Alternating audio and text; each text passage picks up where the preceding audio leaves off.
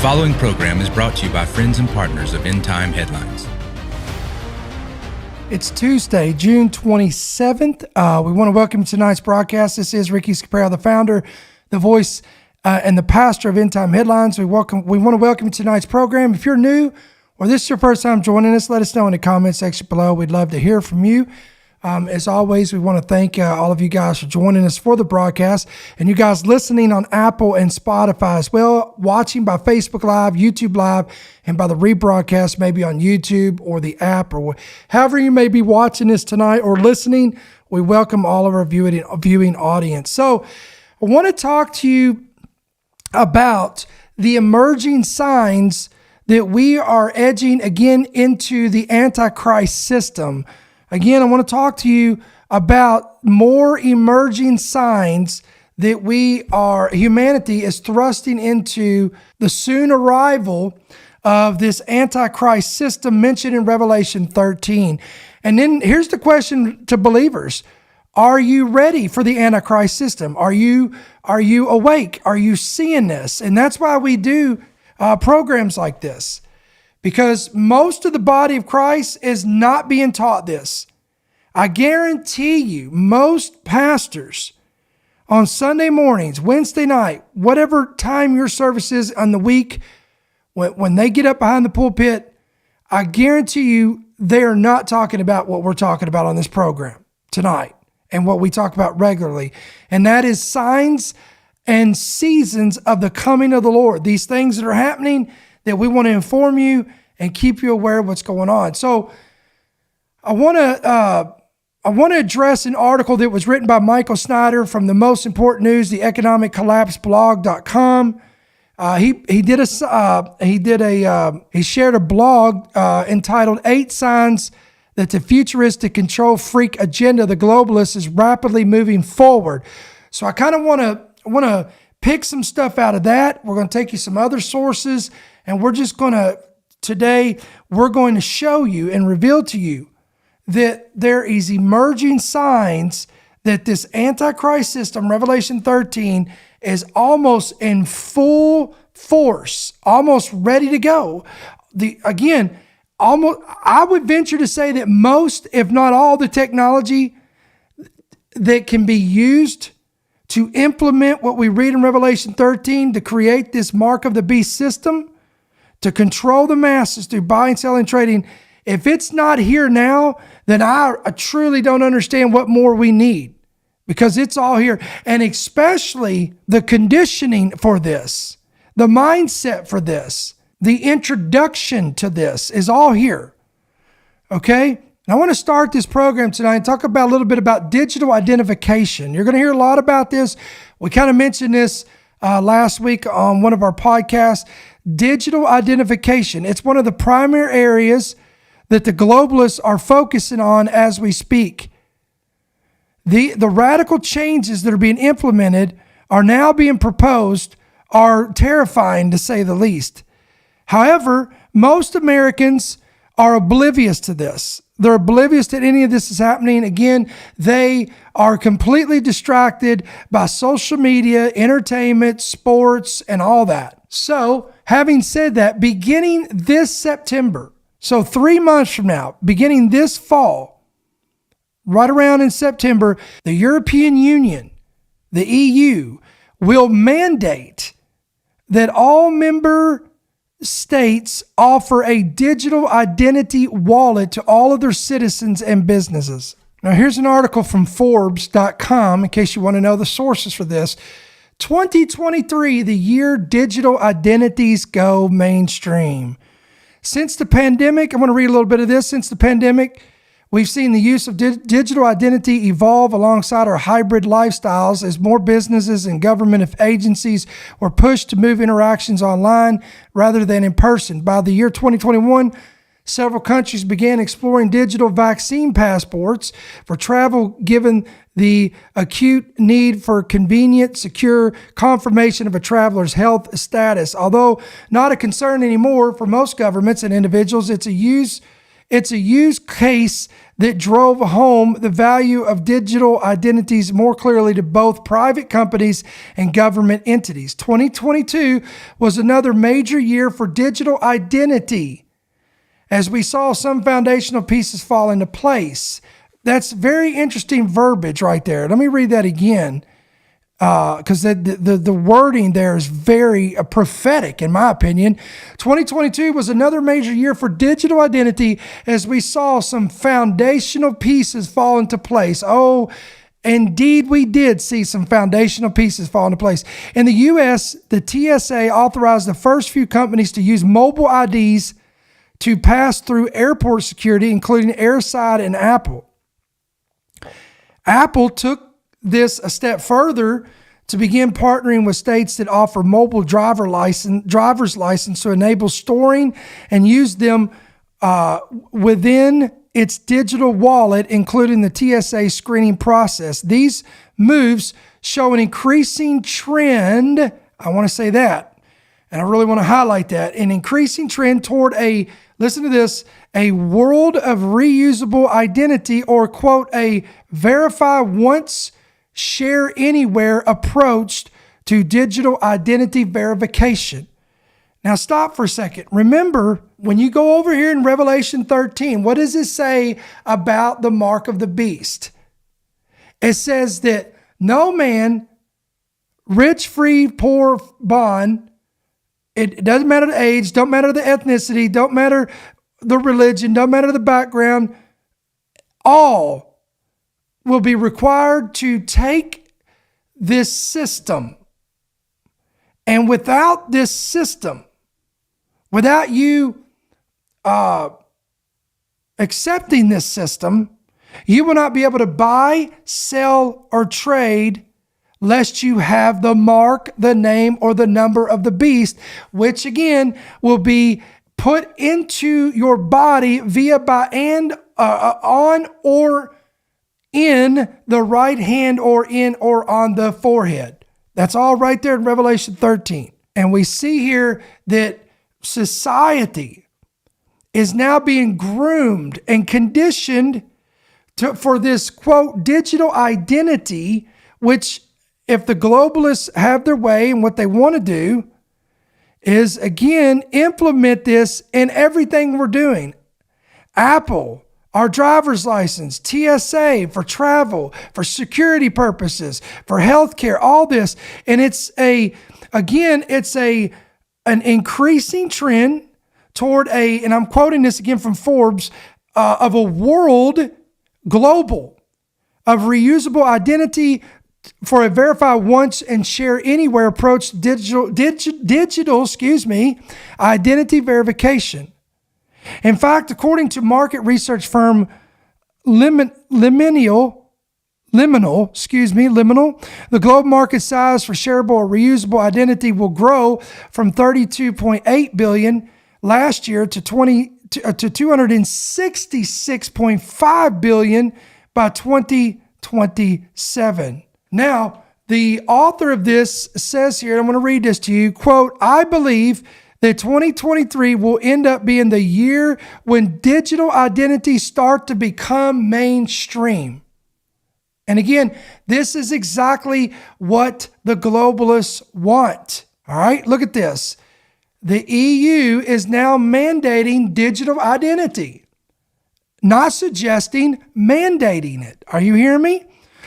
The EU will mandate digital identity under EIDAS 2.0, which will go in effect in September of this year, and ensure all member states offer a digital identity wallet to its citizens and businesses. According to the European Commission, at least 80% of citizens should be able to use a digital ID solution to access key public services by 2030.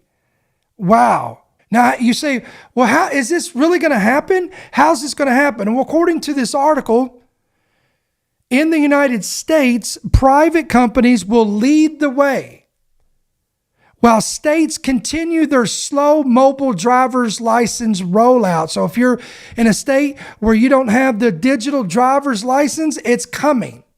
It's not a matter of it won't, it's coming. So it goes on to say here, We will likely see an increasing interest in the private sector to bring digital identities mainstream, with comprehensive digital identity systems being rolled out from Airside, Authentify, Clear, Apple, and MasterCard, aiming to simplify identity sharing for end users while ensuring businesses can protect themselves from fraud and remain compliant to specific KYC and AML regulations. While allowing anonymity in some specific cases has benefits, authenticating digital IDs more broadly, look at this, would improve the transparency around social media ads. Why? Because it would identify who is buying them and why, while also, here it is, reducing fake accounts. Similarly, account lockout is one of many annoyances faced by social media users. Identify verification can accelerate account recovery, so people are waiting minutes and not days, weeks to get back in. So again, here is the push. Here is the bait, the hook. Here is the bait, the hook, the everything that's going to get you to get on board with this. Well, it's convenient, it's faster, it's quicker. Now, that's the practicality of this. But then there's another side to this, where in the future, all global citizens will be required to possess proper digital identification. Or you will not have permission to access the new global digital financial system that is also coming. Hello? Revelation 13. Central banks across the globe have already rolled out their new central bank digital currencies, but in order to use those currencies, citizens around the world must prove that they are who they say they are. And the only way they're going to enable this or be able to do this or achieve this is with this new push for this global system of digital identification that has now been introduced. As cash will continually be phased out, those that resist being part of this new global system are increasingly pushed to the outer fringes of society. We talked about that on yesterday's podcast, how everything technologically speaking, as it advances, you either have to jump on board or you're going to be pushed out into the outer fringes of society. You won't even be able to function. And we already know where this is going. Just like everything else, eventually, when the majority of the populace get on board with a new system, everyone else who's opted out of it mandatorily by their own free will, they will mandatorily be forced to embrace it. So what does that even mean? Here's what it means. Either you get on board with it or you will not be able to buy, sell, achieve a job, an occupation. You won't even have a bank account. It'll be like you didn't even exist. Again, if this all sounds familiar to you who know Bible prophecy, that's the whole point of this broadcast, to show you, guys, how close we are to this. Look, guys, you got to do me a favor. You got to share this. You got to invite people onto the broadcast because they need to be informed. Show them this. Get your agnostic and unbelieving friends, co-workers, and get you a Bible, open it up to Revelation 13, open it up, show them that, get these articles, get these podcasts, put it together and show them, look, everything the Bible said that would happen is happening. It's taking place right before our eyes. Listen, guys, I have a barber shop here in Monroe. I've done this a couple times. When I go to get my haircut, there'll be guys in there getting their haircuts, and ultimately the Lord will open a door for me to preach the gospel. And we start talking about this stuff, and I'm sitting there getting my haircut, preaching the gospel right here in Georgia. So listen, this digital identity that's coming, that's being implemented, this is going to do away with. It's going to, the importance of this in our everyday life is going to surpass that of your driver's license, your social security number. This is going to be your new identification. And look, global leaders are jumping on board with this. They're pushing this. They're advocating for this. We talked about this. I just want to briefly touch on this because we already covered this last week in a podcast we did. But here you have Barack Obama, former U.S. president, he's completely 100% on board for digital fingerprints. And his argument for it, or his reasoning for it, is to, quote, counter misinformation so that we know what's true and what's not true. Because remember, I told you this digital fingerprint and identification system, they're going to be able to keep tabs on everything you do, literally. Now, you may be hearing this and you say, well, okay, that's fine. We've had a social security number. Everybody's got a number. We have a driver's license number. We have credit cards. We have this. What's the big deal? Well, listen, this global identification system will even be linked to your bank accounts. There was a recent UN policy brief that proposed a global system of digital identification linked to your bank accounts. Let me read a little bit of this here. Quote, digital IDs linked with bank or mobile money accounts can improve the delivery of social protection coverage and serve to better reach eligible beneficiaries. Digital technologies may help to reduce leakage, errors, and cost in the design of, quote, social protection programs. Now, let me give you some more information. All this is tied together. The World Health Organization reportedly adopted the European Union system of digital, we'll call this COVID-19 certification, and plans to transform it into a, quote, global system. According to the report, in June of this year, right now, we're in there, the World Health Organization will take up the European Union system of digital COVID-19 certification to establish a global system. Did you hear me? A global system that will help facilitate global mobility and protect citizens across the world from ongoing and future health threats, including pandemics. Again, many of us watchmen have said what happened a couple years ago was merely a dry run of what will come in the future. I have no doubts about that. What we saw was merely child's play compared to what's coming in the future. This is the first building block. This is the first building block of the World Health Organization Global Digital Health Certification Network, GDHCN, which will develop a wide range of digital products to deliver better health for all. So y'all can sleep better tonight. Building on the EU's highly successful digital certification network, the WHO aims to offer all WHO member states access to an open source digital health tool, which is based on the principles of equity, innovation, transparency, and data protection and privacy. According to the WHO Director General, new digital health products and development aim to help people everywhere receive quality health services quickly and more effectively. So again, watch this. The push for this global identification system, the perks of it are it will enable you to do things quicker, faster, more secure. Your bank accounts will be more secure. Your health will be more secure. They're pushing every sector of this. And listen, the feds are involved in this. The feds in the U.S. have been purchasing massive amounts of information about U.S. citizens from data brokers, and we're being warned that such information could, quote, potentially be used for blackmail, stalking, harassment, and public shaming. Here's the article. This is from the New York Post. We shared this on our main website, endtimeheadlines.org, endtimeheadlines.com. The feds are buying mountains of your personal data, and one day they could use it against you. No, they would never do that, would they? Federal agencies are securely accumulating mountains of data that could be used for blackmail, stalking, harassment, and public shaming of American citizens. Now, here's what's interesting.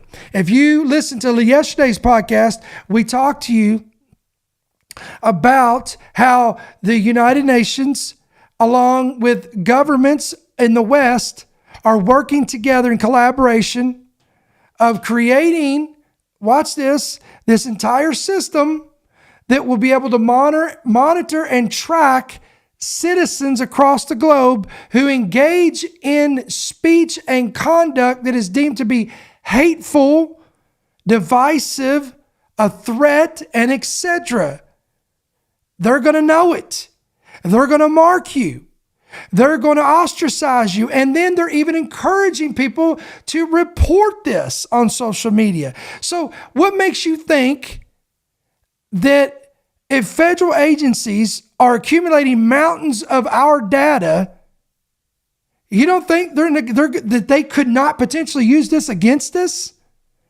In the same system that is all branches of the same tree? This new report comes from the nation's chief spy master, Avril Haines. The Fourth Amendment recognized America's right to be secure against unreasonable searches and seizures, but Washington is mothballing that lawfully standard for a new motto. Quote, "Those who have nothing to hide have nothing to fear." Wow. Let me say that again. This is coming from Washington. Here's their motto: "Those who have nothing to hide have nothing to fear."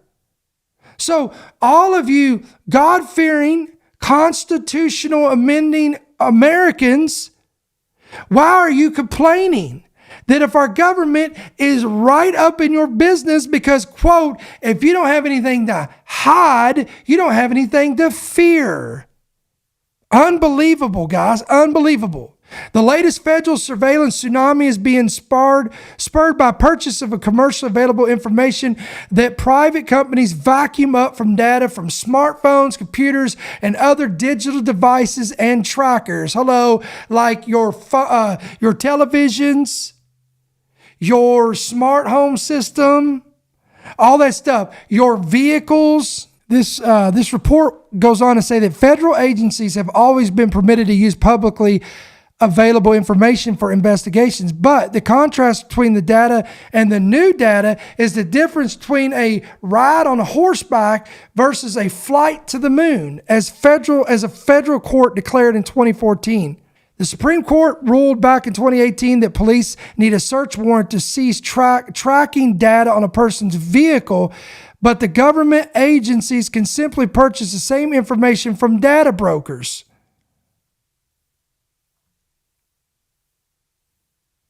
Now, I'm going to skip down here and look at this right here.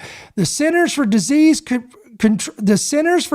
Control Prevention bought private data from tens of millions of cell phones to check obedience to COVID lockdown and curfew decrees.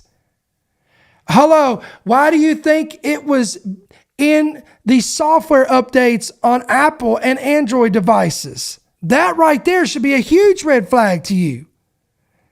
We thought it was for our safety and the safety of others. Baloney. Again, there was a sinister scheme, plan, and plot behind what they were doing all along. And we knew that, guys. You knew that. A California county paid for information revealing how many people attended each church during COVID lockdowns. And then there's the good old IRS, the Internal Revenue Service, who also purchased location and tracking data from a private firm that sells data harvested dating apps. Then you have this bombshell report that finds that the Pentagon has released a new surveillance tool, or surveillance tools rather, that can, quote, pinpoint private citizens. According to the report, details have emerged of a U.S. national security surveillance strategy to covertly track, locate, and identify anyone expressing dissent or even dissatisfaction with the actions of the U.S. military and its leadership. The measures undertaken by the Army Protective Services Battalion fall under their remit of safeguarding top generals from assassination, kidnapping, injury, or embarrassment. And by the way, the use of this enhanced surveillance technique extends beyond major social media platforms. According to The Intercept, it goes beyond this. It reaches Twitter, Facebook, YouTube, Reddit, 4chan, and even Telegram, where they monitor these platforms for the purpose of identifying counterterrorism and extremism and radicalization. And if you think that's crazy, look at this paragraph down here. This new measure far exceeds the capability of established surveillance tools such as that are provided by a private company, data miner, permitting the inclusion of both public and non-public information. Listen to this next part real carefully. These sources of information include signal-rich discussions from illicit threat actor communities and access to around-the-clock conversations with threat actor channels, public research, closed caption television feeds, radio stations, news outlets, personal records, hacked information, webcams, and perhaps most invasive, even cellular location data. This information also revealed, according to this paragraph that I'm showing you here, how the U.S. Army would seek to disguise its online presence through impersonation and deception to remain undetected. The contract says the Army would use misattribution, deceiving others about who is actually behind the keyboard. The document says the Army would accomplish this through falsifying web browser information and by relaying Army internet traffic through servers located in foreign cities, obscuring its statewide origin.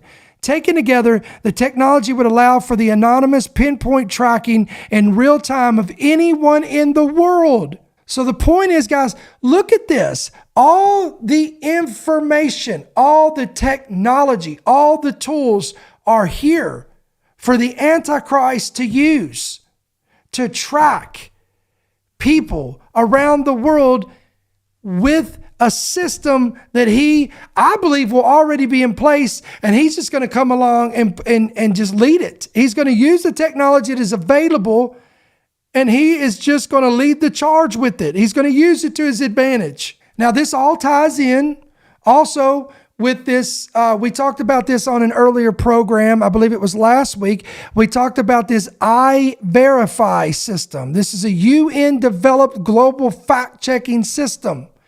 Now, this is all, again, it's funded by Soros. It's going to be used by big tech companies. I know you're shocked.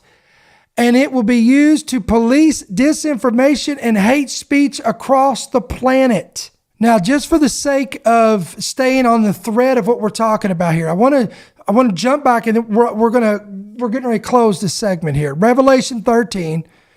Again, Revelation 13, 16 through 17, it says that he causes all, both small and great. Now, it's talking about the false prophet who will work with the Antichrist. He will cause all, both small and great, rich and poor, free and slave, to receive a mark on their right hand. Again, other translations say in, or on or in their foreheads, and that no one will be able to buy or sell except that one has the mark or the name of the beast or the number of his name. All right. So there it is. It's Revelation 13. Then I thought this was interesting. The International Monetary Fund, or the IMF director, the managing director says, listen to this quote, "We are working hard on a global CBDC. That is a central banking digital currency." And they said, quote, "We are working hard to achieve this globally." During a presentation at a conference in Morocco, the managing director of the International Monetary Fund announced that the global body is working hard on the concept of a global CBDC platform. Georgieva declared that the central bank digital currencies need to be interoperable between countries, noting, quote, "If we're to be successful, CBDCs could not be fragmented national propositions. In other words, it's all got to work unifiedly together, in uniform, in agreement. One system, one purpose. And this is what they're pushing for. To have transactions more efficient and fair, we need systems that connect countries. In other words, we need interoperability interoperability. She went on to say that CBDCs can provide for more resilient and efficient payment systems. And again, this is the bait to push this, and can be a cheaper way and a quicker way to do cross-border payments, to pass remittance, and also simplify other transfers. Now look at this. I want to read this headline here, or this paragraph. Some have warned that a digital global currency in the hands of a globalist entities could usher in a hyper-centralized techno-communist dystopia, allowing all purchases to be tracked and even linked to a social credit score system. Hello, like they're doing in China. Rich Dad, Poor Dad author Robert Kiyosaki recently cautioned the CBDCs would open the door for, quote, an unprecedented level of surveillance of Americans. Well, Mr. Kiyosaki, that's exactly what they want. That's exactly the whole purpose of this system. Quote, by tracking every financial transaction, they will have access to every detail of our spending, the recipient of our money, and how we allocate our resources. And that, my friends, is exactly what they want to do. He goes on to say, in essence, it replicates George Orwell's dystopian society depicted in 1984. Big Brother will be constantly monitoring our financial activity, and this is precisely the problem with central bank digital currency. He went on to say, as an individual, I become nervous at the very thought of this. I do not want them to monitor my every transaction or be privy to my spending habits. It is a violation of my privacy, and they have no business knowing how I choose to allocate my resources. Oh, friends, I'm telling you, you've got to hear what this preacher's saying today. Oh, I know, again, you will not hear this behind most pulpits in America, in the West anymore. You don't hear this stuff anymore. You used to. There was a time when watchmen were welcomed in the church. There was a time when prophecy was embraced, but those days are coming to a close because we're being titled and labeled and marked as conspiracy theorists and right-wing extremists and alarmist, and the list goes on. But I'm here to tell you that if you know the Bible, if you are not ignorant of the scriptures, you're not ignorant of Bible prophecy, and you understand the times and seasons in which we're in, you will know that what we're seeing, what I just talked about and shared with you today, is exactly why Jesus said in Luke 21:28, when you begin to see all these things coming to pass, look up, lift up your heads, for your redemption is slowly drawing near. So listen, I need you to do me a favor. I need you to keep up with our ministry because listen, we have made our vow that we're going to continue to inform you of the times and seasons in which we're in. We're going to keep doing this. We're going to be the watchman on the wall. We're going to keep informing, keep educating you, and keep blasting the trumpet and the shofar and the alarm and letting you know the times and seasons in which we're in. Here's how you're going to keep up with this. You need to download our free app. It's available on the Apple and Android stores, depending on what device you have. Just go to your store, type in End Time Headlines, look for our official ETH logo, download the app, hit yes to push notifications, and you're good to go. If you're watching this by Facebook Live, by YouTube Live, by Rumble, by the main website, our main website or app, you're going to see a link that says download our free app. If you'll see the link there, click on the link. It's going to take you. And again, depending on your device, click on it accordingly, and you can find the app right there. Please do that today. Again, it's free and it's for your convenience. If you enjoy our content, you appreciate what we do, it informs you, it equips you. I know we've spent a lot of time informing this week and last week, but I told you we had a lot to cover. We've got some equipping messages. In fact, tomorrow, we typically take off on tomorrow on Wednesdays, but we're going to switch them again this week. We're going to be off. We're going to be on here tomorrow, June 28th, 8 p.m. Eastern, and we're going to be off Thursday on the 29th. So just want to let everybody know that are watching, listening. Again, we'll be on here tomorrow. We'll be off on Thursday. Now, tomorrow, I plan on coming on here, not with some information, not with a viewpoint segment, but we're going to come on with some, Holy Ghost preaching and teaching. So for you guys that love that, aspect of our ministry, again, don't forget to tune in tomorrow night. I know Wednesday nights are midweek for a lot of people, midweek services. So listen, if you can't join us at 8 p.m. Eastern, just come back and watch the rebroadcast of that. But listen, we want you to pray about becoming a monthly partner to our ministry. Listen, there's 2 different ways you can do that. If you're fed by our ministry, this is your home church, whatever your relationship is, we want you to sow. You can sow different ways. You can do 2 different ways you can do this. You can partner with our ministry, which would be amazing, would be awesome, and it's how we continue to do what we're doing.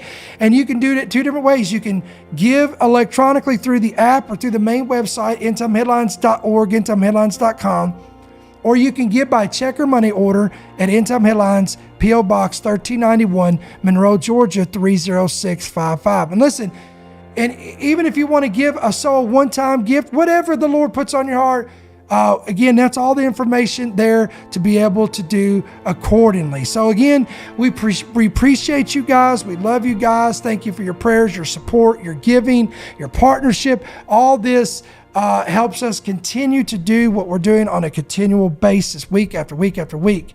So we're going to sign off for tonight. And again, we will be back here tomorrow, Lord willing, on the 28th, on Wednesday.